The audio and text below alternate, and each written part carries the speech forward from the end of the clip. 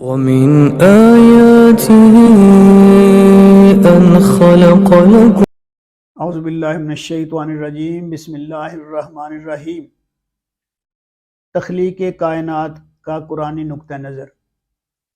اس سے قبل ہم نے تخلیق کائنات پر کہ تخلیق یہ کائنات کیسے بنی ہے، زمین کیسے بنی ہے، آسمان کیسے بنے ہیں، دیگر سیارے اور یہ چیزیں کس طرح بنی ہیں، اس پہ ان کے اوپر سائنس کا نظریہ بیان کیا تھا کہ سائنس کیا کہتی ہے۔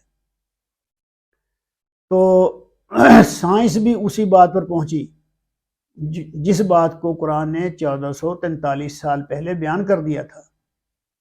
تو یہاں سے ہمیں اللہ کا شکر ہے، ہمارا مذہب، ہمارا قرآن، یعنی اس سے پتہ چلتا ہے کہ یہ سچا مذہب اور سچا کلام ہے کہ جس کو اتنی دیر بعد آگے سائنس جدید زمانے میں بتا رہی ہے، وہ تو قرآن نے پہلے ہی بتا دیا تھا۔ تو قرآنی نقطہ نظر کیا ہے؟ آسمان اور زمین آپس میں ملے ہوئے تھے۔ قرآن کہتا ہے کہ آسمان اور زمین آپس میں ملے ہوئے تھے، یہ ایک اکائی کی شکل میں تھے، کچھ معلوم نہیں تھا کہ آسمان کون سا ہے اور زمین کون سی ہے، سب کچھ اکٹھا تھا اور آپس میں گڈ مڈ تھا، یعنی جو بھی مواد تھا اس کی ایک ہی شکل تھی، پھر ان کو اللہ کریم نے علیحدہ علیحدہ کر دیا۔ یہی سائنس کہتی ہے۔ ارشاد باری تعالیٰ ہے، ان السماوات والارض کانتا رتقا ففتقناہما، آسمان اور زمین ملے ہوئے تھے، پھر ہم نے انہیں جدا کیا۔ محض ایک دھواں تھا، ایک دھوئیں کی شکل تھی، کوئی چیز نہیں بنی تھی، نہ آسمان تھا نہ زمین تھی، کچھ بھی نہیں تھا، ایک دھواں دھواں سا تھا۔ کائنات کی تشکیل سے قبل ایک منتشر غبار دھوئیں کی شکل میں موجود تھا۔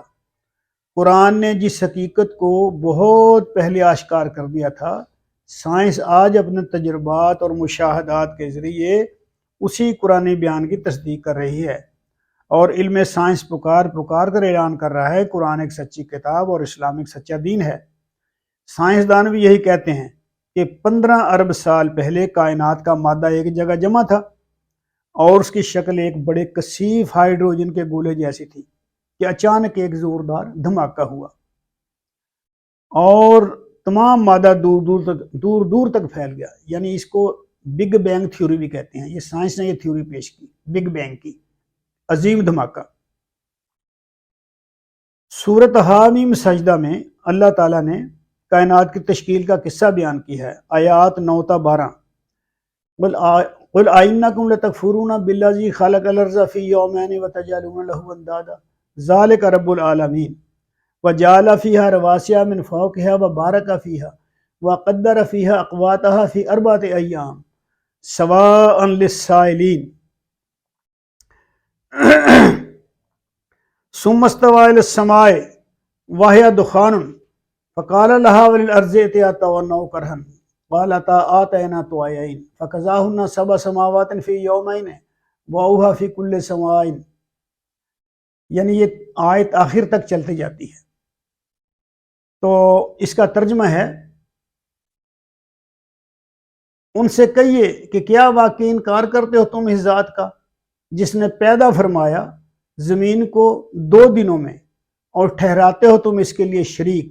یہی ہے رب سارے جہان والوں کا، اور گاڑے اس نے زمین میں لنگر اوپر سے اور برتنیں رکھی اس میں، اور رکھ دیا اندازے کے مطابق اس کے اندر سامان خوراک 4 دنوں میں،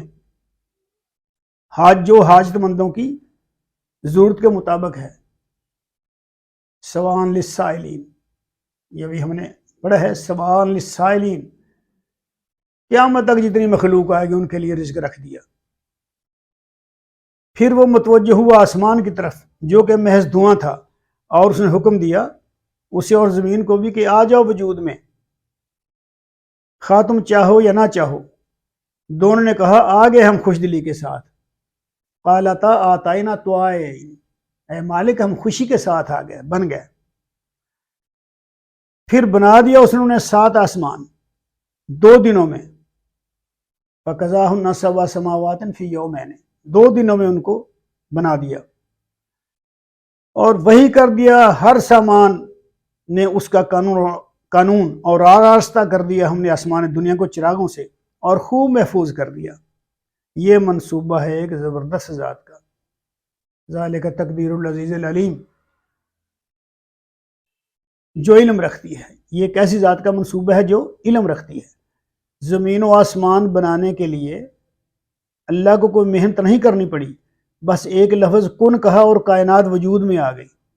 ارشاد خدا بندی ہے، اذا قضا امرا فانما یقول له کن فیکون، سورۃ مریم آیت نمبر 35، یہ 35ویں آیت ہے۔ ترجمہ، جب وہ کسی کام کرنے کا ارادہ کرتا ہے تو کہتا ہے ہو جا، بس وہ ہو جاتی ہے۔ یعنی کوئی زیادہ کام نہیں کرنا پڑتا جس طرح دنیا میں ہم لوگ کرتے ہیں، انجینئر کرتے ہیں یا یہ بھی۔ اللہ تعالیٰ تو اللہ تعالیٰ ہیں، ایک لفظ کن کہا اور ساری کائنات وجود میں آ گئی۔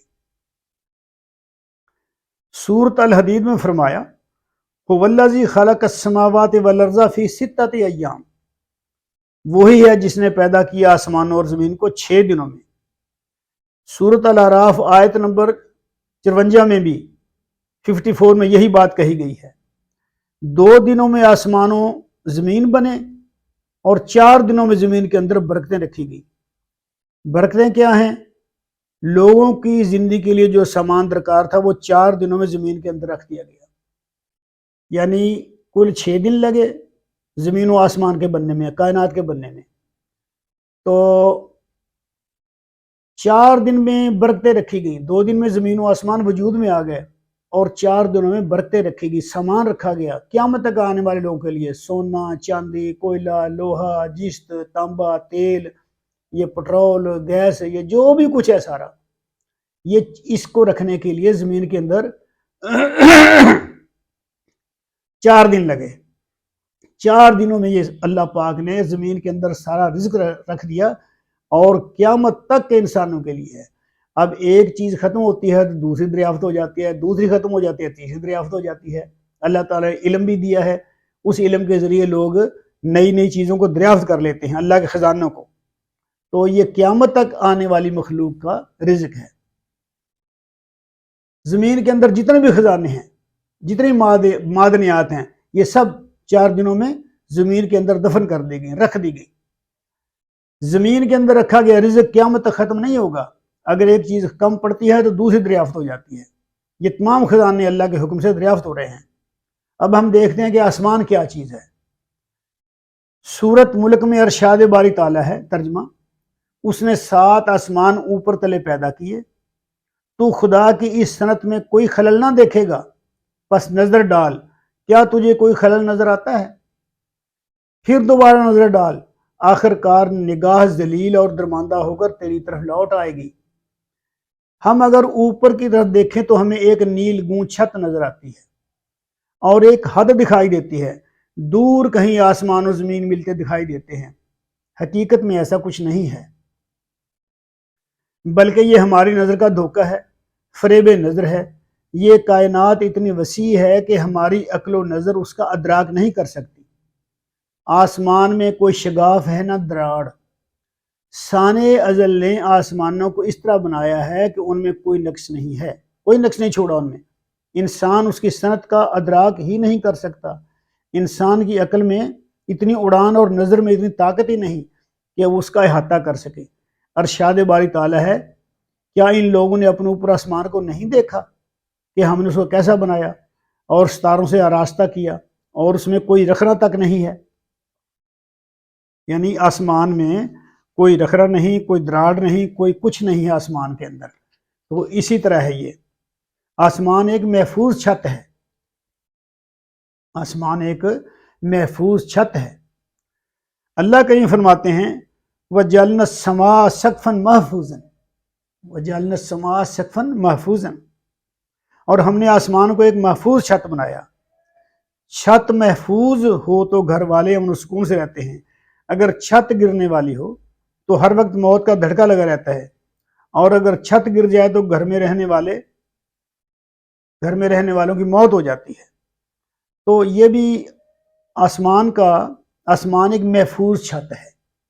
تو کس طرح پتہ چلے گا ہمیں یہ محفوظ چھت ہے؟